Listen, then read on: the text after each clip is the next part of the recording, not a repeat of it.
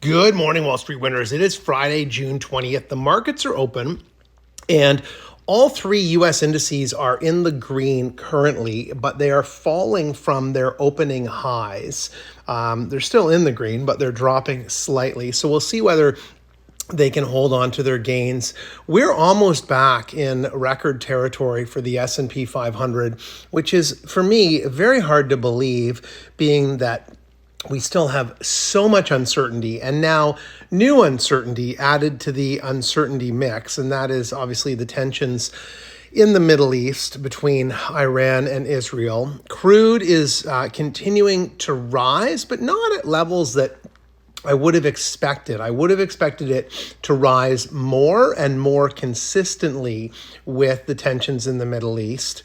A lot of activity over there. Won't get into that on this one, but we're basically seeing a fall from the open highs on a number of stocks, as you can just, as we scroll through, kind of glance at, particularly in retail and health and retail. They were higher, now lower.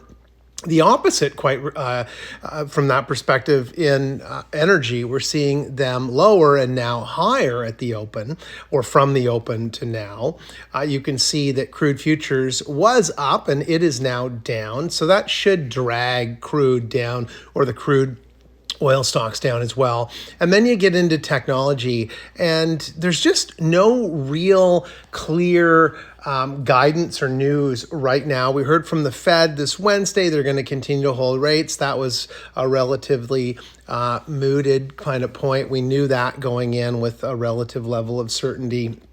And then semiconductors have been gaining ground. They were up, most of them here, and now down, not in the red, just down from their early open highs. Tesla's robotaxi is supposed to launch on Sunday. We'll see what that does to the stock. Again, it was up much higher at the open, and it has now fallen to be almost even at this point. Same with Meta, with some announcements around their new AI glasses.